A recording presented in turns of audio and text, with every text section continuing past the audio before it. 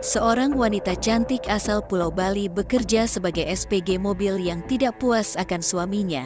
Akhirnya menyewa pria panggilan, namun sangat disayangkan bahwa wanita ini berakhir setelah bertemu dengan pelanggannya. Bagaimana peristiwa ini terjadi dan apa motif dalam cerita ini? Sebelum lanjut, jangan lupa klik tombol like dan subscribe.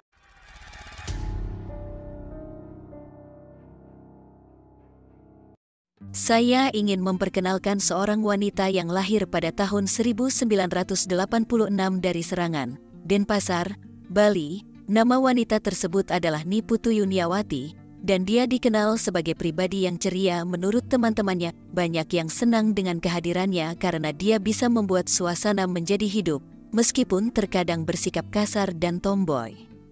Niputu Yuniawati menikah dengan seorang pria bernama Nyoman Sugita pada tahun 2010.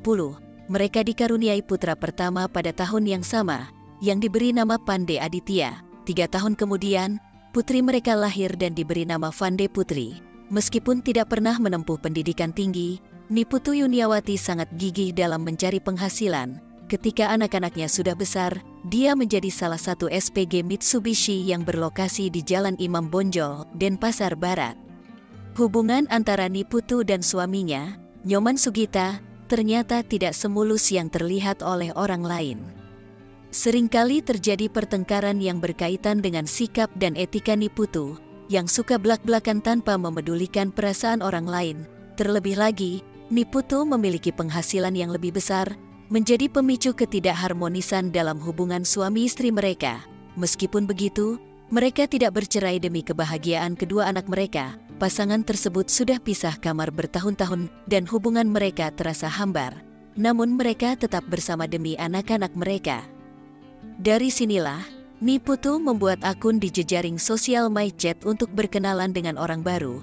Tidak hanya itu, dia juga mencoba menawarkan beberapa jenis mobil yang dijualnya di media sosial ini. Pada bulan Juli tahun 2019, Niputu berkenalan dengan seorang pria bernama Bagus Putu Wijaya, yang saat itu berusia 33 tahun. Mereka saling cocok, sering berkomunikasi melalui obrolan dan panggilan video. Menurut pengakuan pria tersebut, dia adalah seorang pengusaha, dan Niputu sangat menyukainya karena Bagus tergolong cukup romantis. Apalagi, pada saat itu, Niputu sangat terbuka mengenai pernikahannya yang sedang retak. Meskipun belum pernah bertemu langsung dan menyentuh, mereka resmi menjalin hubungan pacaran secara online. Kronologi berikut sebagian besar didapatkan dari pengakuan Bagus Putu Wijaya melalui obrolan rutin.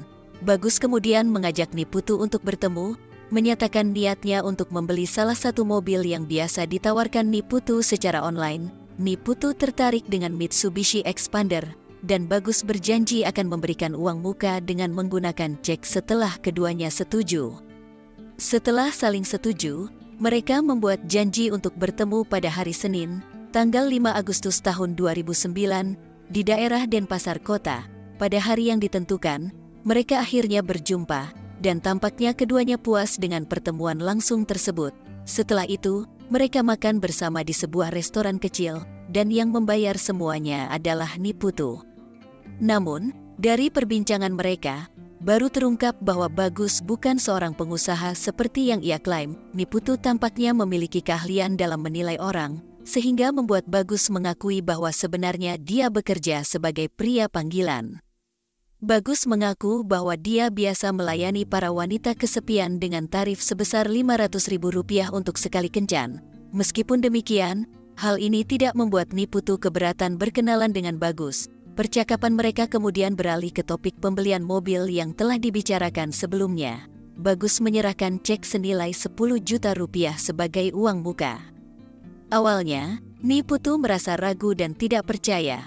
Mungkin karena khawatir bahwa cek tersebut palsu. Oleh karena itu, Bagus mengajak Niputu untuk bersama-sama menuju 2 buah bank agar uangnya bisa dicairkan langsung. Ternyata, memang diperlukan kunjungan kedua bank tersebut agar uangnya dapat ditarik. Setelah memegang uang tunai, Niputu dengan baik hati menawarkan untuk memberikan sebuah handphone kepada Bagus. Keduanya pun mampir di sebuah konter, dan Bagus memilih handphone baru merek Vivo karena yang sebelumnya sudah rusak dan sulit untuk melakukan video call. Setelah mendapatkan handphone baru, Keduanya melanjutkan obrolan di sebuah rumah makan. Niputu menyatakan ketertarikannya pada Bagus, bahkan dengan berani ia bersedia membayar Rp500.000 asalkan Bagus mau melayani. Saat itu juga, keduanya setuju, dan kemudian mencari beberapa penginapan murah melalui Google. Mereka menemukan penginapan yang bisa dibayarnya per jam, dan tanpa menunggu lama, mereka langsung meluncur menggunakan mobil milik Niputu, yaitu Suzuki R3 putih. Ternyata, ketika mereka bertemu tadi, Bagus naik ojek online.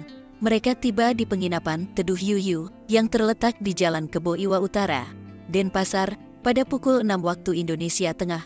Mereka dilayani oleh resepsionis bernama Kadek Yuliani. Niputu membayar Rp60.000 dan diwajibkan check out pada pukul 8 malam. Hanya dalam 2 jam, kemudian, mereka bergandengan tangan menuju ke kamar nomor 8 sambil bercanda-canda. Di kamar itulah mereka memadu kasih, setengah jam kemudian atau bahkan lebih. Namun, Niputu, yang dikenal sebagai orang yang blak-blakan, menyatakan bahwa dia tidak puas. Niputu mengungkapkan kepada Bagus, "Kamu bilang sudah 4 tahun kerja begini kok, pelayanannya enggak sejago tampangmu, rugilah saya bayar kamu segitu, mana udah dibeliin handphone, duit juga." Bagus merasa tidak ingin mengecewakan Niputu dan akhirnya mengusulkan untuk istirahat sejenak sebelum melanjutkan ke putaran kedua. Namun, setelah selesai dengan putaran kedua, Niputu tetap marah-marah dan merasa tidak puas. Bagus dianggap lemah, gampang lemes, dan tidak memuaskan. Hinaan dan kata-kata kasar mulai keluar dari mulut sang SPG, membuat Bagus tersinggung. Bahkan, pertengkaran di antara mereka memuncak hingga Bagus berani melayangkan tangannya duluan. Keadaan semakin tidak terkontrol, dan sebagai respons, Bagus menggunakan handuk untuk menutup wajah Niputu. Tragisnya, setelah itu hembuskan napas terakhir Niputu. Setelah kejadian tersebut, Bagus mengambil kartu debit yang tadi dicairkan, handphone milik Niputu, dan kunci mobilnya. Ia menuju ke lobi sekitar pukul 19.30 dan memberitahu resepsionis, "Waktu kita setengah jam lagi ya, nanti cewek saya nyusul check out jam 8. Dia pulangnya naik taksi online." Bagus segera pergi dan membawa mobil R3 putih milik Niputu. Sang resepsionis, Kadek Yuliani, yang menunggu mulai merasa resah. Walau sudah beberapa kali mengetuk kamar nomor 8, sampai pukul 21.30 waktu Indonesia Tengah, akhirnya dia nekat masuk. Dia mendapati Niputu tengkurap di kasur dan mengira bahwa wanita tersebut mungkin sedang mabuk. Namun, saat dibalik, baru disadari bahwa Niputu telah berpulang. Kadek Yuliani segera menelepon polisi, dan tubuh SPG itu dibawa ke RSU Pesanggerahan pada pukul 11 malam. Petugas kemudian memberitahu keluarganya setelah menemukan nomor handphone suaminya di dompet milik Niputu. Sehari setelah peristiwa ini, pihak keluarga mengalami kebingungan terkait dengan kejadian sebenarnya. Pada saat itu, pihak kepolisian juga belum memberikan informasi banyak karena penyelidikan masih berlangsung dan belum ada keterangan resmi yang diumumkan. Oleh karena itu, keluarga memutuskan untuk mencari bantuan dari seorang ahli spiritual. Anak sulung, Niputu Fandi Aditya, mendatangi orang pintar untuk melakukan upacara. Dari sana, mereka baru mengetahui bahwa sang ibu telah pergi selamanya karena dihabisi dengan sengaja. Mereka bahkan mendapatkan gambaran tentang orang yang diduga sebagai pelaku. Kombes Pol Rudi Setiawan mengungkapkan bahwa pihaknya mendapatkan ciri-ciri pelaku dari rekaman CCTV di penginapan. Dengan tekun, penyelidikan terus dilakukan hingga akhirnya berhasil menemukan mobil R3 putih milik sang SPG. Mobil tersebut ternyata telah dijual kepada seorang penadah dengan nilai 10 juta rupiah. Dari sinilah, identitas Bagus berhasil didapatkan dan diketahui bahwa pria tersebut sudah meninggalkan Denpasar menuju ke Manado. Satgas City, Satuan Tugas Satgas Organized Crime Direktorat Reserse Kriminal Polda Bali, dibantu oleh jajaran kepolisian Sulawesi Utara, kemudian berhasil menemukan alamat yang merupakan tempat tinggal istri Bagus. Mereka mendatangi alamat tersebut langsung pada Kamis malam, tanggal 8 Agustus tahun 2009. Namun sayangnya, Bagus tidak ada di rumah. Setelahnya, lelaki itu dikejar ke tempat yang dimaksud di daerah Ratahan, Minahasa Utara, pada sekitar pukul 9.30 malam. Bagus terlihat sedang berjalan di sisi trotoar dan segera ditangkap tanpa perlawanan oleh Satgas City OCD Jatanras Polda Bali. Berdasarkan pengakuan Bagus, dirinya sangat kecewa dan tersinggung dengan segala ucapan yang dilontarkan hingga membuatnya memutuskan untuk meninggalkan penginapan Teduh Yuyu. Setelahnya, Bagus menjual mobil milik Niputu senilai 10 juta rupiah dan uangnya digunakan untuk membeli baju baru, makan, biaya taksi online, serta tiket pesawat dari Bali ke Manado yang transit di kota Surabaya. Selama perjalanannya, dia juga sempat menginap 1 malam di Bandara Ngurah Rai. Petugas di bandara mengatakan bahwa Bagus bisa terkena pasal berlapis, bukan hanya karena telah menghilangkan nyawa ibu 2 anak tersebut. Namun, dari hasil interogasi, terungkap bahwa Bagus melakukan pencurian. Aksi para wali dari perkenalan antara korban Niputu Yuniati dan pelaku terjadi melalui media sosial. Saat itu, korban menawarkan mobilnya, dan kebetulan pelaku berniat untuk membelinya. Dalam pertemuan itu, terungkap bahwa pelaku merupakan seorang pria panggilan. Kebetulan, korban dan pelaku yang telah lama pisah ranjang membuat mereka melakukan kesepakatan untuk menyewa sebuah kamar di penginapan Teduh Yuyu. Selama perjalanan, korban merasa tidak puas dengan pelayanan pelaku yang telah dibayar mahal atas protrusi. Dalam persidangan di Pengadilan Tinggi Negeri Denpasar, tampaknya tidak begitu mudah. Bagus tidak pernah merasa pantas dihukum karena ia mengklaim bahwa tindakannya untuk melindungi diri dijadikan tameng agar bisa bebas. Bagus selalu beralasan bahwa Niputu adalah orang pertama yang memulai pertengkaran dan melakukan kekerasan. Namun, pada keputusan akhir yang dibacakan oleh Ketua Hakim Herianti SHMH pada hari Senin, tanggal 6 Januari tahun 2012, di ruang sidang Kartika, Bagus Putu Wijaya tetap dinyatakan bersalah atas pelanggaran pasal 338 KUHP, yakni menghilangkan nyawa Niputu Yuniawati serta mengambil barang milik orang lain.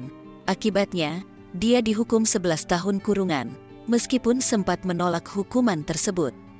Opini pribadi saya adalah ada beberapa aspek yang Anda temukan janggal dalam kasus ini, terutama sehubungan dengan keterangan dari Bagus, resepsionis, dan penadah mobil R3. Saya mencatat ketidaksesuaian dalam kronologi yang diungkapkan oleh Bagus, terutama terkait dengan lamanya kenalannya dengan Niputu. Jika hasil percakapan menunjukkan bahwa mereka baru kenal sejak tanggal 2 Agustus tahun 2009, 3 hari sebelum kejadian, hal ini menimbulkan pertanyaan mengenai kejujuran dan konsistensi pernyataan Bagus. Selain itu, saya merasa bahwa hukuman yang diterima Bagus terlalu ringan. Perasaan tersebut bisa timbul karena adanya perbedaan pandangan terhadap keadilan dan penilaian terhadap tingkat kesalahan yang dilakukan.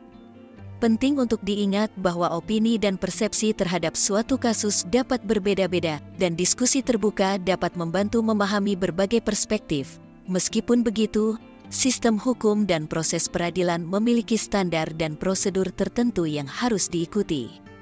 Saya menyimak beberapa pertanyaan yang muncul dari keterangan Bagus, seperti status kerja sebagai pengangguran namun memiliki sebuah mobil dan cat bernilai 10 juta rupiah. Selain itu, keberadaan cek yang disebutkan tidak dijelaskan. Pertanyaan mengenai hubungan antara Bagus dan Niputu, termasuk luka yang ditemukan pada pemeriksaan medis, juga menjadi poin yang menarik untuk dicermati. Adanya spekulasi bahwa mungkin pria tersebut memiliki niatan mencuri mobil dan melakukan tindakan lain terlebih dahulu, menjadi sebuah hipotesis yang menarik untuk diinvestigasi lebih lanjut. Sebagian orang mungkin merasa aneh atau memiliki pertanyaan serupa terkait kronologi yang disampaikan oleh Bagus. Namun, penting untuk diingat bahwa proses hukum mengikuti prosedur tertentu dan melibatkan pertimbangan hakim, jaksa, dan para petugas yang berkompeten. Dalam banyak kasus, informasi dan detail tertentu mungkin tidak dipublikasikan secara luas atau tidak disertakan dalam keterangan publik.